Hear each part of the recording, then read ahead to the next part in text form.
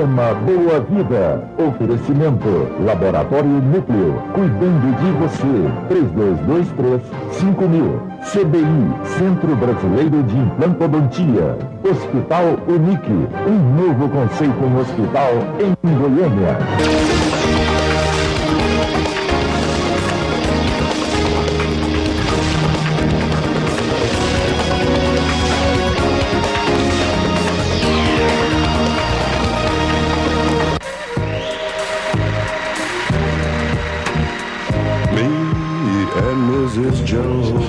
Olá, boa noite, prazer falar com você. 29 de fevereiro, olha aí, ano bissexto, caiu logo no nosso dia, adorei. Então, hoje a gente traz dois assuntos interessantes. O primeiro, porque está aí nessa novela aí das 9, aí, eu nem assisto, acho essa novela insuportável, mas enfim. Tem um assunto lá que é a questão da inseminação artificial. Né? A moça que doou os óvulos, aí agora está brigando na justiça com a que teve o neném, enfim, essa história aí que você já sabe.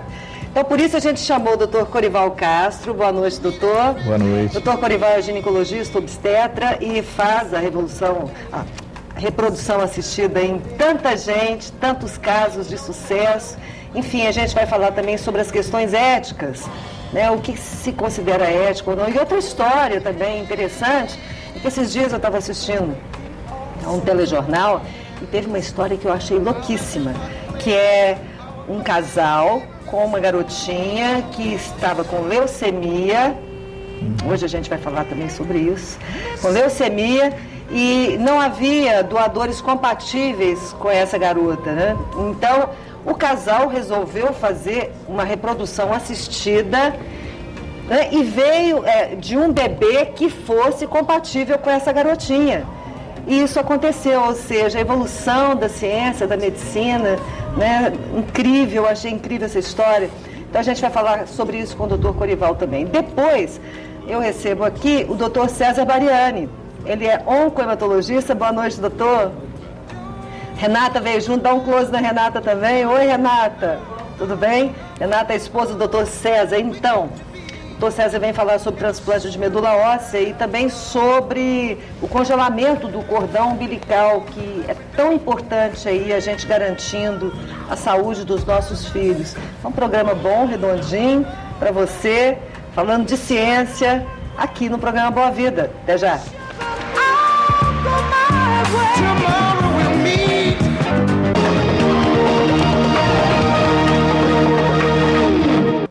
O Laboratório Núcleo é mais do que um centro avançado de medicina laboratorial. O Núcleo é um conceito máximo em qualidade. Especializado em dosagens hormonais, possui 23 anos de comprovada experiência e alta tecnologia, garantindo rapidez e confiabilidade.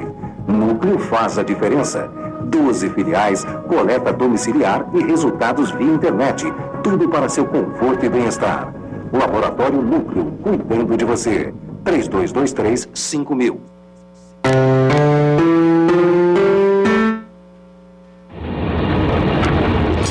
Sem harmonia, as peças não se encaixam e não funcionam com perfeição. Um belo sorriso com dentes saudáveis e bonitos não tem preço.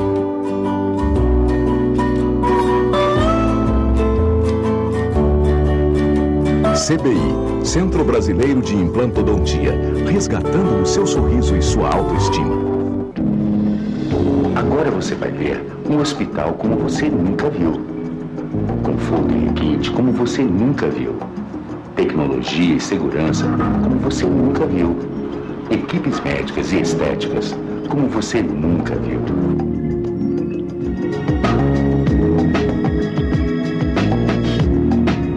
Unique. Agora você pode ver. Hospital Unique. Conceito máximo em hospital.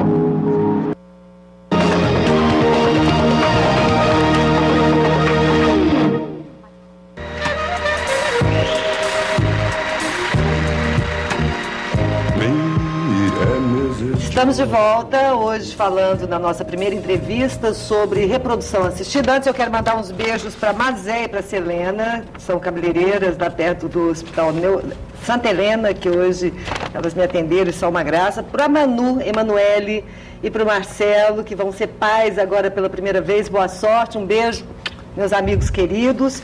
E também para um pessoal muito bacana que durante muitos anos cuidou da minha avó. Vocês sabem que a vovó faleceu agora recentemente, uma semana antes de completar 100 anos, e durante alguns anos o pessoal da Unimed foi até em casa, eles têm um trabalho legal em casa, que vão até a casa do paciente, que é a Juliana Damasceno, que é a secretária unidomiciliar, assistente social Renilda Lopes Ramos, o Paulo César, que é um enfermeiro maravilhoso, Cacilene, Elidelma, Marinalva, Mariane, que é estagiária. Tá aí, um beijo para vocês, obrigada pela assistência, a vovó já foi, mas vocês ficam no coração, tá? E um alô também para a Bárbara, da Oi, que também falou com a mamãe. Hoje a mamãe pediu esse beijo, está dado, Bárbara. Então, doutor Corival Castro é o nosso convidado, a gente vai falar sobre reprodução assistida, mas antes da gente entrar nessas questões éticas, vamos entender um pouquinho o que pode ser considerado um casal com problemas para ter um filho.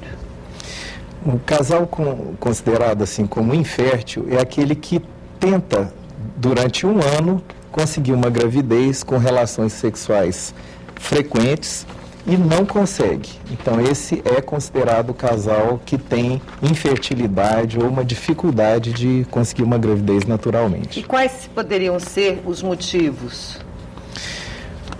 Os motivos são os mais variados. Primeiro para ela. Do lado feminino, os motivos mais comuns são as dificuldades ovulatórias e dificuldades no que se refere a doenças que chegam a provocar alterações do útero e das trompas, alterações inflamatórias que levam à infertilidade por criação de obstáculos, de obstruções nas tubas, obstrução à chegada do espermatozoide no óvulo.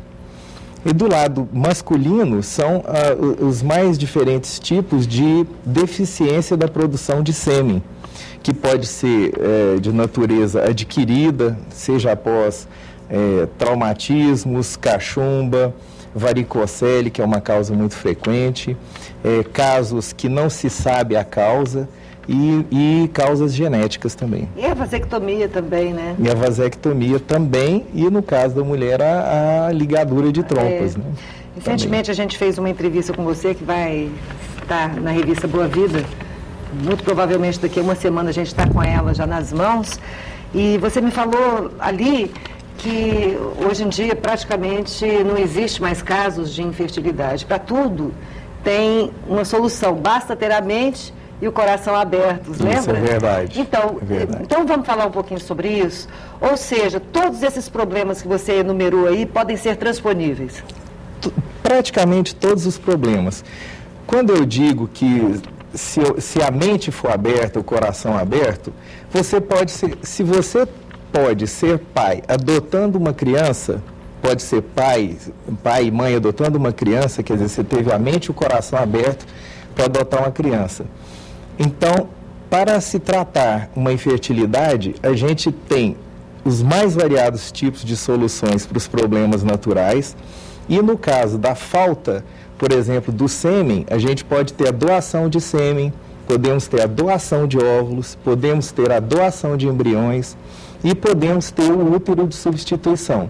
Então, se a mente for aberta, alguma solução sai aí de todas essas possibilidades. Vamos aproveitar essa sua deixa. Vamos falar um pouquinho sobre essas doações. Como é que acontece essa história das doações? Quem é que doa e por que doa? Né? Por que eu vou doar um óvulo, né, para uma mulher gerar um filho que seria meu? Quais as razões que levam a pessoa a fazer isso? Olha, o que acontece na grande maioria das vezes no Brasil são as doações compartilhadas. Não só no Brasil, como em outros países também. A doação compartilhada é quando um casal tem uma dificuldade para engravidar, por exemplo, no caso, um fator masculino, mas a mulher tem uma plena capacidade de uma reserva ovariana, tem a plena capacidade de produção de óvulos. Então, um casal em que a mulher não produz os óvulos, pode haver, então, uma doação compartilhada, isto é, os medicamentos que a mulher que não tem óvulos usaria para ela vai comprar para que a outra possa usar.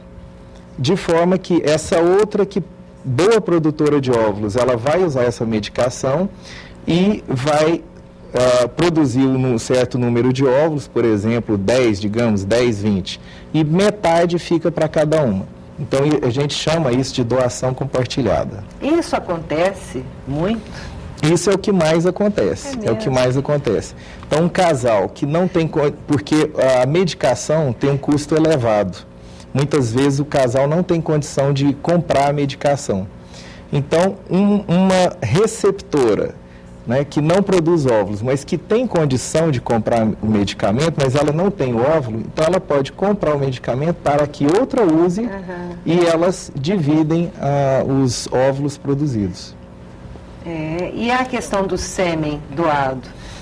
No caso do sêmen, existem bancos de sêmen no Brasil e esses doadores, na verdade, eles são pessoas de boa saúde, ou que doam, ou que recebem algum incentivo para que doem o sêmen. Esse sêmen vai para um banco com tudo catalogado e esse sêmen pode ser utilizado, então, para fertilizações e inseminações. Esse foi o caso da novela, né? Desse casal que não... Parece que o problema era dele e não dela. Mas ele não aceitou ela buscar um sêmen de outro homem, né? Por questões de machismo, culturais, sei lá. Ele não aceitou. Isso realmente deve ser mais difícil para o homem, né?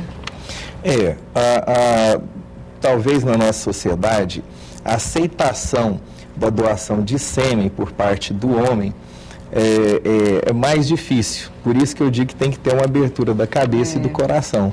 Porque um homem que não pode absolutamente produzir espermatozoides, ele vai ter que aceitar que a sua esposa receba um sêmen de um doador para que eles possam ter o filho deles gerado, né, pela própria esposa.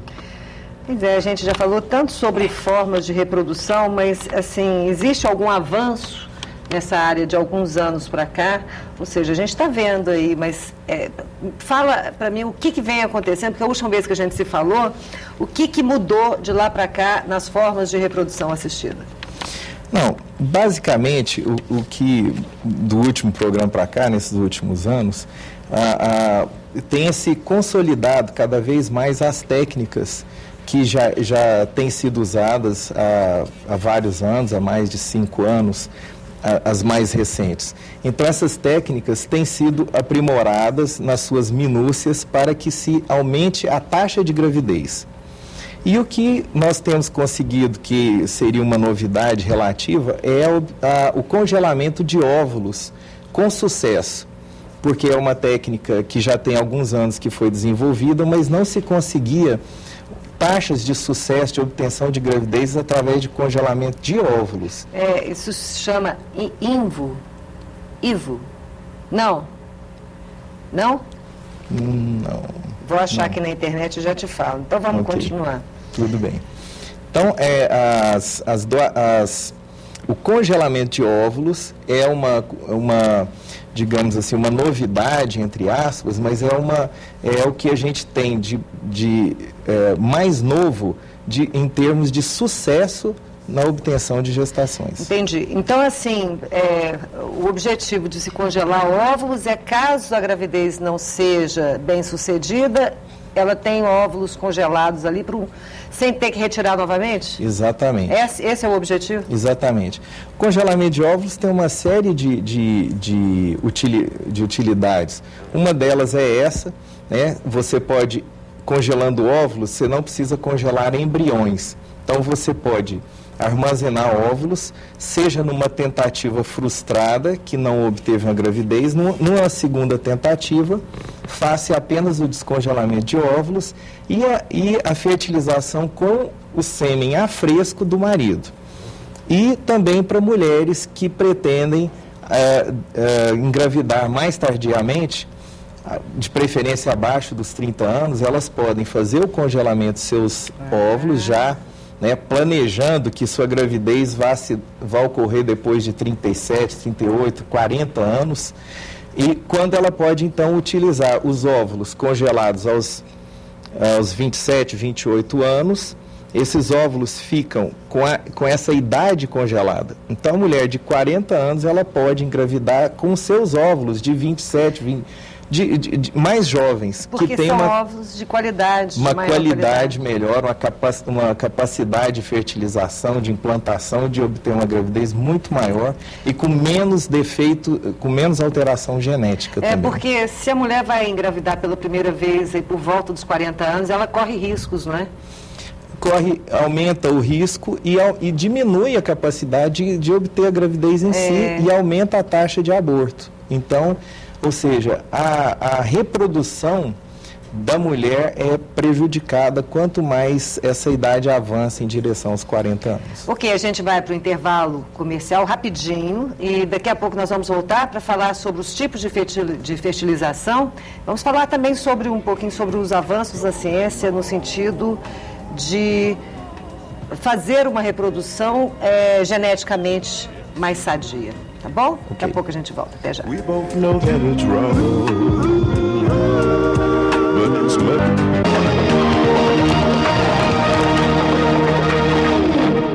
O Laboratório Núcleo é mais do que um centro avançado de medicina laboratorial. Núcleo é um conceito máximo em qualidade.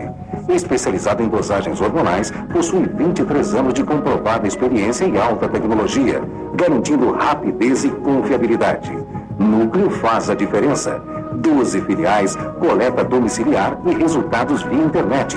Tudo para seu conforto e bem-estar. Laboratório Núcleo, cuidando de você. 3223-5000. Agora você vai ver um hospital como você nunca viu. Conforto e requinte como você nunca viu. Tecnologia e segurança como você nunca viu. Equipes médicas e estéticas como você nunca viu.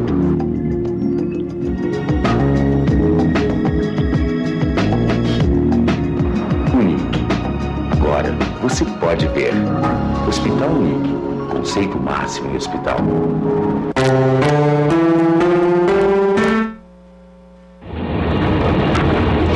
Sem harmonia, as peças não se encaixam e não funcionam com perfeição.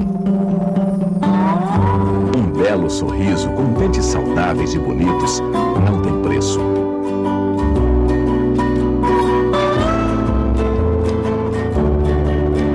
CBI, Centro Brasileiro de Implantodontia, resgatando o seu sorriso e sua autoestima.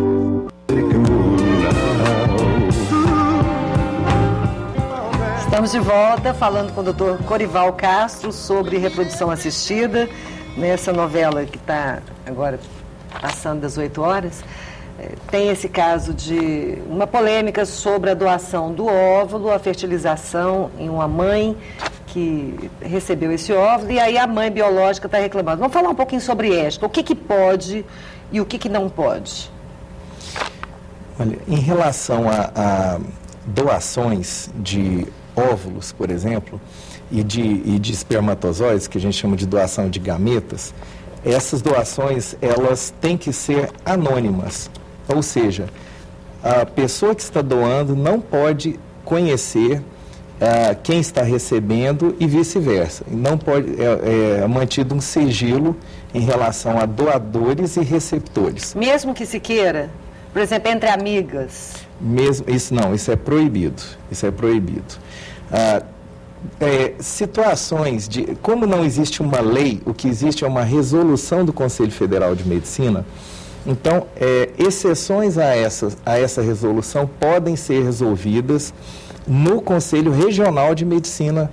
Então, eventualmente, a gente obtém autorização do conselho para que haja doações de pessoas conhecidas. Por exemplo, eu já tive um caso de 2 irmãs, uma abaixo de 30 anos e outra com 38 anos, em que houve uma concordância da família, dos casais, de que houvesse a doação de uma irmã para outra.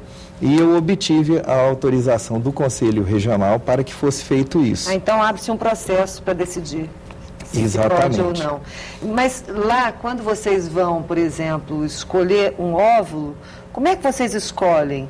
Por exemplo, cada óvulo tem as características genéticas ali dos pais? Vem escrito, Sim, vem catalogado? Exatamente. Quando a gente faz uma seleção em termos de aparência física, para que a aparência da doadora seja muito próxima da aparência da receptora. Então, principalmente no que se refere a raças que são muito bem determinadas, a gente diz assim, o fenótipo, por exemplo, uma oriental, uma negra, ou uma pessoa da raça branca, ariana, que tem os traços muito bem determinados, então a gente procura que não haja disparidade. Por exemplo, a pessoa que quer engravidar chega e fala: doutor, eu quero uma criança com os olhos azuis, loira, com os pais saudáveis, sem nenhuma doença, alta, pode fazer assim as características, e aí vocês vão lá e escolhem alguém dentro das características do pedido?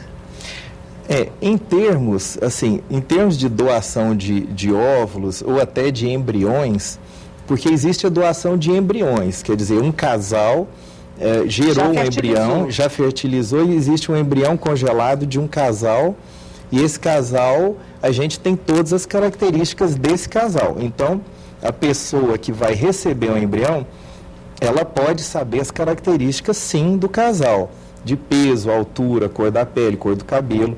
Não é que ela pode escolher, ela pode, dentre os casais que estão disponíveis, que doaram o embrião, no caso, ela pode escolher, sim. Agora, no caso do seu próprio óvulo, do sêmen do próprio marido, há como escolher o sexo?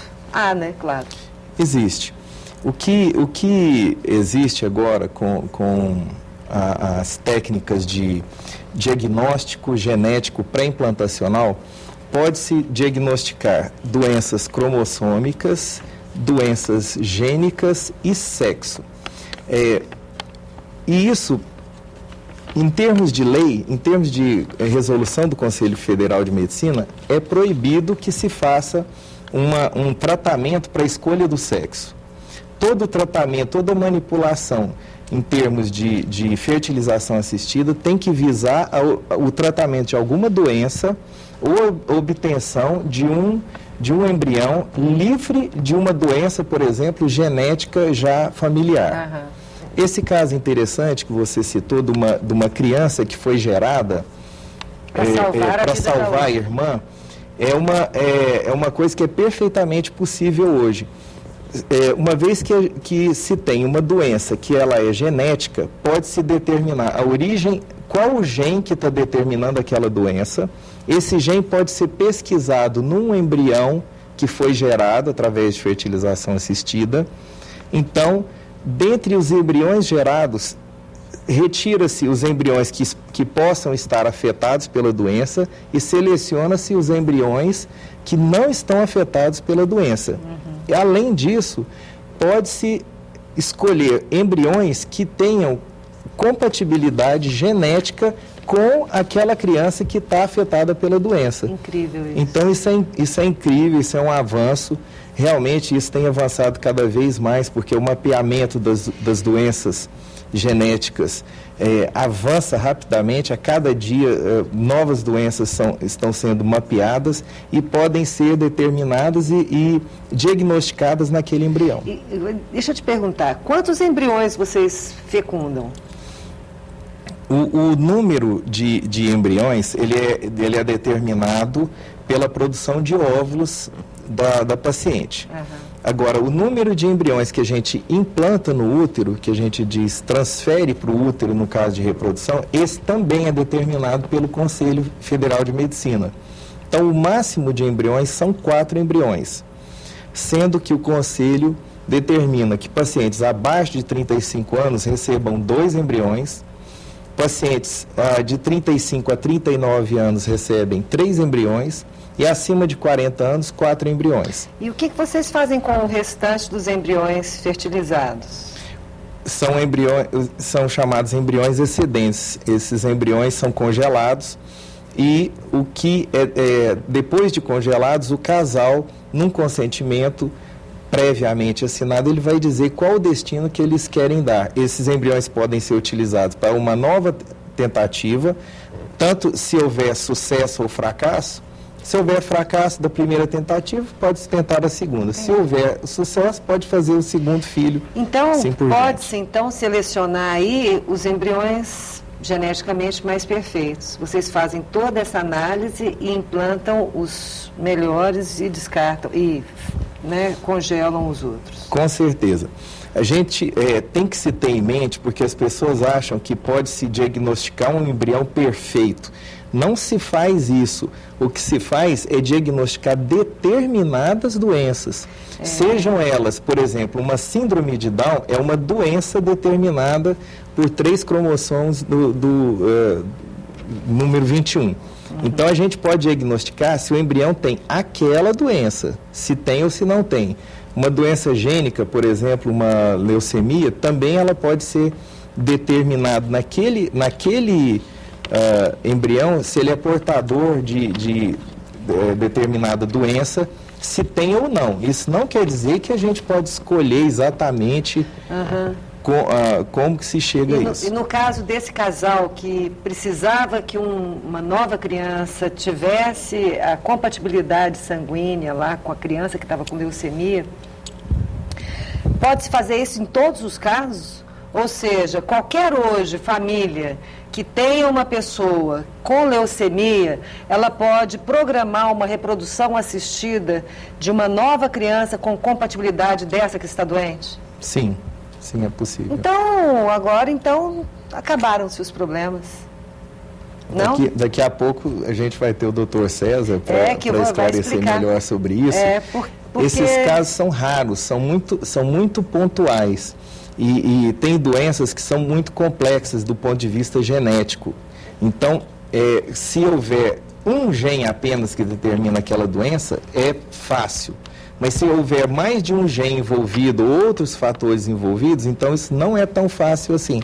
Então, quando se consegue, aparece na televisão e tudo, porque teoricamente é muito mais fácil do que na prática. O desenvolvimento embrionário, como é que se dá fora da pessoa? Até que ponto ele fica em laboratório e depois ele é colocado dentro do útero? O embrião, ele é gerado no laboratório. Então, em geral, até no máximo de 5 dias, esse embrião, ele vai, digamos assim, sendo cultivado no laboratório e ele é transferido. Ele pode ser transferido no 2º dia, no 3º, no 5º. E existem casos de estudos de que se tenta levar o embrião ainda mais para frente, mas isso é limitado. Em termos de lei também, o Conselho Federal determina que não se pode cultivar um embrião além de 10 dias, se não me engano, 10 ou 14 dias. Mas, de qualquer maneira, o máximo é em torno de 5 a 6 dias esse embrião já tem que estar sendo transferido para o útero. Você acredita que um casal que esteja muito ansioso para gestar um filho, isso acaba atrapalhando que a moça engravide? Com certeza, é uma coisa que acontece com muita frequência a gente costuma brincar, às vezes o casal procura, só de falar que eu tenho aconselhado muito que os casais procurem o médico ginecologista antes de iniciar o processo de engravidar. Então, para que se faça uma prevenção. Mas eles já entram numa ansiedade muito grande até antes de dar início ao processo de engravidar. A ansiedade já é grande, que dirá depois de 1 ano de tentativas. Então, essa ansiedade é muito grande e isso, com certeza, atrapalha todos os processos, desde no ato sexual em si e até processos que a gente não tem como medir, mas inibindo a ovulação e uma série de outros fatores. Dessas, para a gente encerrar, de todos esses casos que você tem feito ao longo aí da sua vida profissional, um índice de sucesso entre os casais é alto? Hoje, atualmente, a gente considera que o índice de sucesso é bastante bom. Em termos de pacientes abaixo de 35 anos, a gente chega a 45%, 50% de sucesso. Pacientes acima de 35 anos já cai um pouco. E esse sucesso, até poucos anos atrás, em termos de mundo, chegava a 30%, 33%. Então, houve as minúcias no trabalho de laboratório é que tem desenvolvido a ponto de que a gente consiga taxas altas. Então, eu conversei aqui com o Dr. Corival Castro, ginecologista, obstetra, super especialista em reprodução assistida. Obrigada, doutor. Obrigado. Prazer. Prazer. Até a próxima. Daqui a pouco, o doutor César Bariani continua esse assunto de certa forma. Vamos falar sobre transplante de medula óssea e congelamento do cordão umbilical também. Até já. Holding hands, we'll make...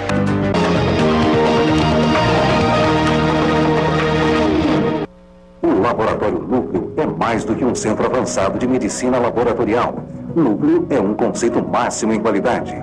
Especializado em dosagens hormonais, possui 23 anos de comprovada experiência e alta tecnologia, garantindo rapidez e confiabilidade. Núcleo faz a diferença. 12 filiais, coleta domiciliar e resultados via internet. Tudo para seu conforto e bem-estar. Laboratório Núcleo, cuidando de você. 3223-5000. Agora você vai ver um hospital como você nunca viu. Conforto e requinte como você nunca viu. Tecnologia e segurança como você nunca viu. Equipes médicas e estéticas como você nunca viu.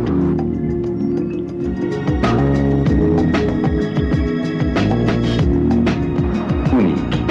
Agora você pode ver. Hospital Unique. Conceito máximo em hospital.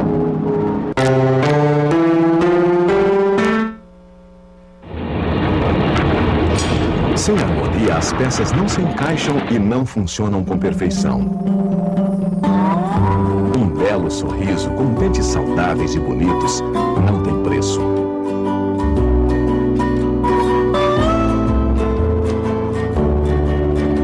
CBI, Centro Brasileiro de Implantodontia, resgatando o seu sorriso e sua autoestima.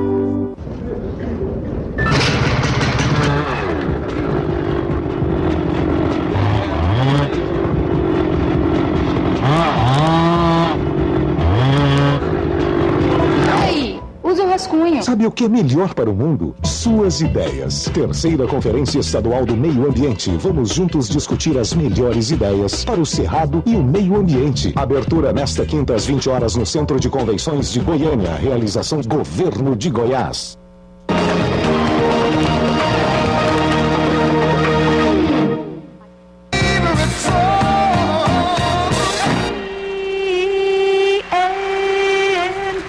Mandar um beijo grande para as dermatologistas Karina e Jaqueline do Hospital Unique. Ontem elas receberam vários profissionais da área de cirurgia plástica, da dermatologia, lá no Hospital Unique para um workshop sobre preenchimento. Então a gente esteve lá registrando, bacana demais, as novas substâncias no mercado de preenchimento. As meninas estão antenadíssimas e tinha a doutora Priscila, uma cirurgiã plástica de São Paulo, esteve lá, arrasou. Beijo para vocês, parabéns. Receba agora o Dr. César Bariani, ele é oncohematologista. Vamos falar sobre transplante de medula óssea, aproveitando o gancho ali do Dr. Corival. Essa história foi extremamente interessante, essa coisa de buscar em uma reprodução assistida a compatibilidade com a irmã que estava com leucemia. O transplante foi feito, eu só não sei se foi bem sucedido ou não. Isso já é possível, não é, doutor? Existem casos em que você tem uma criança ou uma pessoa da família com leucemia e você não consegue achar alguém dentro da família com compatibilidade para ser o doador. Procura essa compatibilidade nos registros hoje bastante expressivos que o Brasil tem de doadores voluntários, inclusive de sangue de cordão umbilical estocados, né? E também não consegue encontrar. Então, várias situações como essa levam a uma situação em que a família acaba optando por tentar uma nova gravidez e ver se a criança que foi gerada será compatível com aquela pessoa da família que está doente. Mas eles vão saber se essa criança que vai ser gerada é compatível só depois que ela nascer?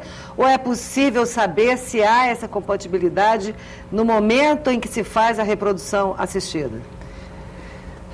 Normalmente, depois que nasce a criança, as chances dela ser compatível com outro irmão é em torno de 20, 25%. Com o sangue do cordão umbilical, as chances de você ter uma compatibilidade que suporte esse procedimento de transplante sobe para 80, 85%. Olha! Então sobram aí em torno de 15, 20% de possibilidade da criança gerada não ser compatível com a pessoa doente da família. Então, existe a então, possibilidade... também tem que contar com a sorte também, né? Existe a possibilidade de fazer o reconhecimento do sistema HLA na célula do embrião que seria implantado. Essa possibilidade é mais teórica hoje, porque assim, na prática ainda é pouco utilizado, talvez mais em termos de questões ainda de trabalhos científicos, né? Entendi. Então a chance seria em torno de 80% a 85%. Essa coisa de você congelar o cordão umbilical do neném hoje em dia é fundamental. As células do cordão umbilical, as células que ficam ali armazenadas no cordão umbilical e na parte fetal da placenta na hora do parto, né? Elas possuem uma quantidade de células-tronco bastante significativas e que dão suporte ao procedimento de transplante de medula óssea, com essa vantagem de ter uma possibilidade de compatibilidade maior. Então, essa célula é muito cobiçada, porque as chances de você levar um paciente para transplante utilizando células do cordão umbilical é muito maior do que você encontrar isso depois que essa criança já nasceu. Mas esse sangue do cordão umbilical, ele tem data de validade, ou seja, ele ainda ele vale até os 18, 20 anos ainda, ou já essa coisa já se estende por mais tempo? Quando o momento de colher essas células é no momento do parto. Se você não colheu ali no momento do parto, você perdeu, passou. Essas células já não têm mais condições de sobrevivência. Então elas têm que ser colhidas no momento do parto, né? Assim que retira a criança, que corta o cordão umbilical, começa-se então o processo de colher esse sangue que ficou ali represado. Esse sangue, então, ele é processado, é separado as células-tronco hematopoéticas, que são as células que vão reconstituir a medula, e elas, então, são congeladas, no mais tardar dentro de 48 horas, para que se mantenham viáveis. E esse processo de congelamento atual, feito dentro das normas técnicas adequadas, já mostrou que essas células mantêm a viabilidade por até 20 anos, provavelmente mais. É porque é um processo relativamente novo ainda dentro da medicina. Ainda não deu tempo, né? E que você sabe que 20 anos são possíveis dessas células se manterem viáveis para o transplante. Uhum. E essas células desse cordão umbilical, elas poderiam curar que tipo de doença? Elas são utilizadas nas mesmas situações em que são utilizadas as outras células da medula óssea, que são retiradas da medula ou do sangue periférico. Então, as doenças são as mesmas. são as doenças, principalmente doenças, onde elas são mais utilizadas, são doenças malignas, como leucemias, mielomas, linfomas. Também naquelas doenças em que nós temos uma deficiência de produção das células da medula óssea, seja adquirida, seja genética, tanto de série vermelha, série branca ou mesmo plaquetária. Então, essas são as doenças, abrangem aí mais de 30 tipos diferentes de doenças. Então vamos falar um pouquinho sobre a medula óssea. Tem gente que acha que a medula óssea é a mesma coisa que a medula espinhal. Faz essa diferenciação para a gente, doutor, por favor. A medula óssea, ela é um tecido líquido, produtor de sangue e que se encontra no interior dos ossos, principalmente os ossos longos e ossos chatos, como por exemplo a bacia, o externo, os ossos da coluna, certo?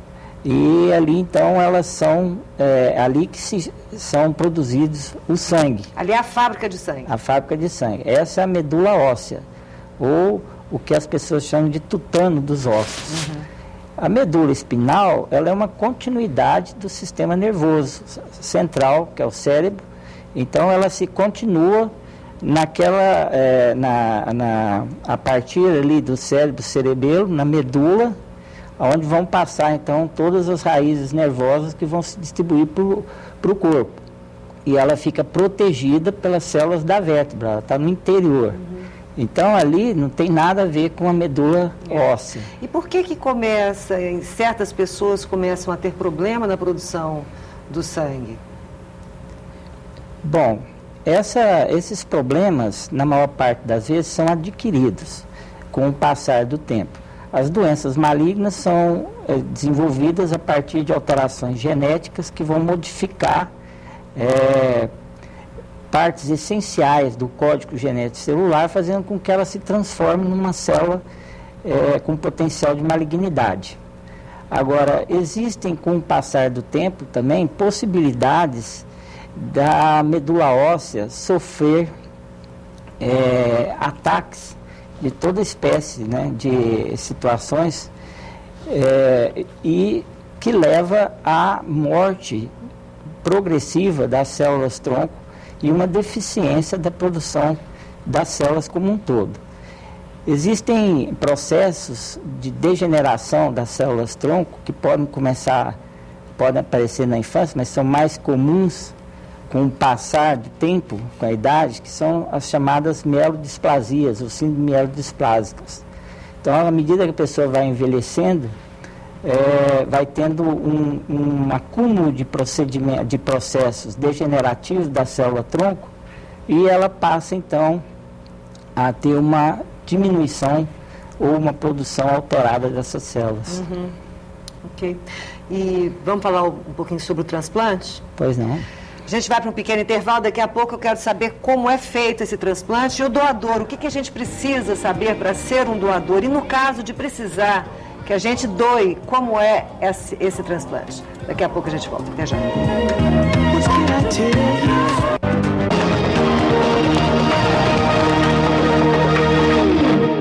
O Laboratório Núcleo é mais do que um centro avançado de medicina laboratorial. Núcleo é um conceito máximo em qualidade. Especializado em dosagens hormonais, possui 23 anos de comprovada experiência e alta tecnologia, garantindo rapidez e confiabilidade. Núcleo faz a diferença. 12 filiais, coleta domiciliar e resultados via internet. Tudo para seu conforto e bem-estar. Laboratório Núcleo, cuidando de você. 3223-5000.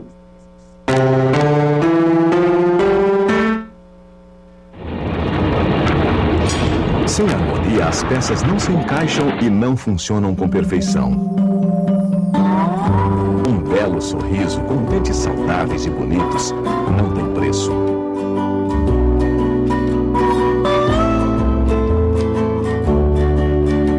CBI, Centro Brasileiro de Implantodontia, resgatando o seu sorriso e sua autoestima. Agora você vai ver um hospital como você nunca viu. Conforto e requinte como você nunca viu. Tecnologia e segurança como você nunca viu. Equipes médicas e estéticas como você nunca viu.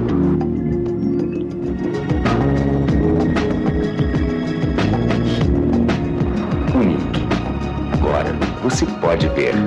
Hospital Unique. Conceito máximo em hospital.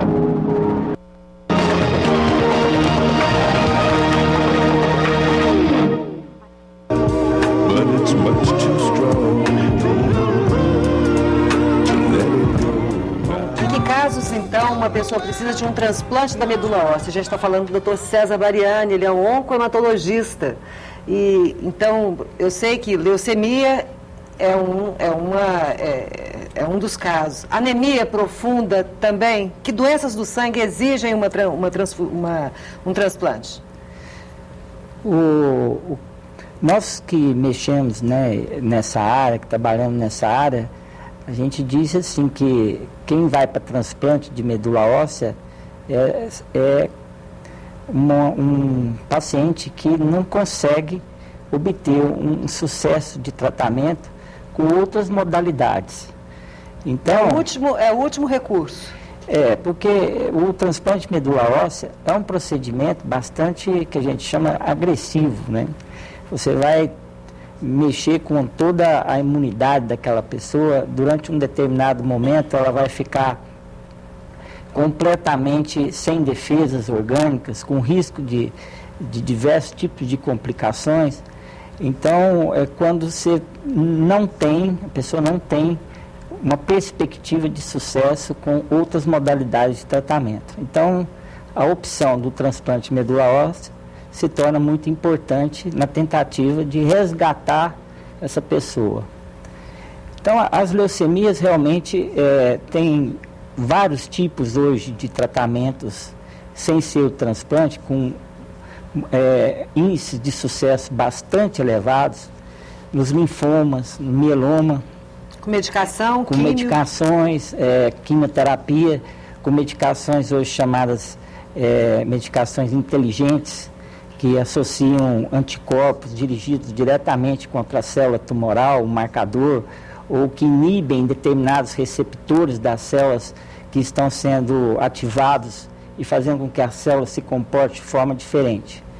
Então, essas doenças, quando não estão respondendo bem, é que a gente parte para o transplante de medula óssea. Então, qual que é a finalidade do transplante? É que nas doenças malignas, é que você consiga fazer com que o paciente receba uma dose de quimioterapia, associada ou não à radioterapia, que consiga destruir essas células que estão sendo resistentes ao tratamento normal. Só que para você atingir esse grau de eficácia e destruição dessas células, as células da medula óssea do indivíduo são também totalmente destruídas e você não ficaria mais com produção de sangue. Nossa. Então, destrói tudo. Destrói tudo. Uhum. Então, o que você vai fazer? Precisa de células para renovar a medula óssea, para que você possa, então, oferecer àquele paciente um tratamento bastante agressivo de quimio e radioterapia que destruiriam as células tumorais. Você pode fazer isso em determinadas doenças com a medula óssea do próprio paciente, igual foi agora recente daquele ator Gianecchini, que é o transplante autólogo. Você separa as células tronco do próprio paciente, submete ele à quimioterapia de altas doses e depois devolve as células para o próprio paciente. Então, esse é o autólogo. Esse não tem problema de rejeição, que é da própria pessoa. Nos transplantes em que as células da medula óssea do paciente estão comprometidas, você precisa, então, de um doador. De uma terceira pessoa. Exatamente. De uma outra pessoa. Então, você vai ter que arrumar uma fonte de células compatíveis, colocar o paciente, então, nesse procedimento de destruição das células tumorais e que a medula também vai ser destruída, e devolver as células de uma outra pessoa. Destrói tudo e transfere a célula de outra pessoa para a pessoa que está doente. E o organismo reconhece essas novas células como sendo dela, sim? É por isso que você precisa ter um determinado grau de compatibilidade. porque senão essas células de uma outra pessoa, elas não se implantam e não se desenvolvem, ou quando elas se desenvolvem, o sistema imunológico que vai se desenvolver naquele organismo é o do doador, e ele pode rejeitar a pessoa inteira, e essa rejeição ser extremamente intensa e grave e a pessoa falecer disso aí. Por outro lado, essa rejeição que ocorre, quando ela é bem controlada, ela pode, as células do sistema imunológico que estão se desenvolvendo de uma terceira pessoa, identificar células tumorais residuais no paciente e destruir essas células, sendo um dos mecanismos de cura do transplante. A gente chama isso de imunomodulação pelo transplante. Interessante. Então seriam duas condições, a quimio e rádio para destruir as células, e se elas ainda mantiverem resistência e sobreviverem, o sistema imunológico da terceira pessoa poderia identificar e rejeitá-las, matá-las, curando a pessoa. Que interessante. Mas isso é só um começo da cura, né, doutor? Porque depois tem todo um acompanhamento que vocês têm que oferecer a esse paciente para que esse transplante seja realmente bem sucedido. Como é que pode ser esse acompanhamento pós-transplante no sentido molecular, no sentido biomolecular, de pesquisa, de ciência, para garantir que não vai haver uma recidiva, para garantir que esse sangue vai voltar a ser produzido de forma saudável? Hoje, assim, quando você faz o transplante, nesse acompanhamento a gente consegue perceber, então, a parada, né, de produção de sangue do paciente pelo procedimento, e quando ele reinicia a produção após o que a gente chama de pega ou enxertia das células tronco, seja do paciente ou seja de uma terceira pessoa. Então a gente consegue perceber nitidamente, depois de alguns dias, a pessoa está produzindo sangue de uma forma quase normal até chegar à normalidade. Nós temos que acompanhar esse paciente pós-transplante muito de perto, porque o sistema imunológico normalmente vai demorar 1, 2, 3 anos para estar trabalhando de uma forma adequada. Então os riscos de infecção pós-transplante são grandes. Além disso, a gente acompanha para saber se a doença não está não está retornando, se não ficaram células residuais. Essa é uma complicação que o transplante, a pessoa que é transplantada apresenta, e ela tem que entrar sabendo disso, que o transplante pode não ser curativo. Então você tem recidivas após o transplante, que são situações extremamente difíceis, porque você já chegou no limite. E aí quando a pessoa recidiva, sobram muito pouco alternativas para você dar para essa pessoa. Nós temos como, depois de algum tempo, quando você faz, por exemplo, um transplante com um doador, saber qual a quantidade de células do doador que estão sendo produzidas naquela medula. Isso a gente chama de pesquisa de quimerismo. Muitas vezes, durante um determinado período, você consegue perceber células do paciente e células do doador. Nossa! E gradativamente essas células do doador vão ganhando terreno até chegar a 100%. Até tomar todo o espaço. Até 100% da medula. Então, na verdade, é possível fazer um mapeamento constante. Desse pós-transplante. E às vezes a gente detecta uma recidiva da doença antes dela acontecer, quando a pessoa que já estava produzindo 100% de células com os marcadores do doador começa a diminuir esse percentual e subir de novo as células do doador, do paciente. Incrível isso. Parabéns pelo trabalho Obrigado. Que vocês desenvolvem. Quero agradecer a sua participação, doutor. E parabéns mesmo, porque vocês fazem um trabalho muito bacana. Obrigado. Olha, pessoal, eu quero falar para a terceira idade que está tendo um projeto de inclusão digital para pessoas acima de 40 anos. O professor é o Caio. E é bem legal porque ele é gratuito. Lá no Centro Cultural Goiânia Ouro, a gente tem, através do nosso site, muitas pessoas mais velhas que querem ver o site, querem usar o site, mas tem dificuldade em usar a internet, em usar o computador. Então, esse rapaz aqui, que é o professor Caio Bruno, que é o professor da minha mãe, essa história da vovó morrer, a mamãe teve uma baixa, e aí a gente em cima, falando, mãe, você tem que fazer uma coisa boa para você, coisa boa. O que ela mais queria era aprender a lidar com a internet. Então tá aí, o telefone tá aí para você aprender e descobrir o mundo virtual, que é bacana também. Obrigada pela participação dos nossos doutores aqui, pela sua audiência também, aos nossos patrocinadores, o Laboratório Núcleo, o Hospital Unic e CBI, Centro Brasileiro de Implantodontia. E a semana que vem a gente está aí firme, forte, em mais um programa Boa Vida. Até lá, tchau.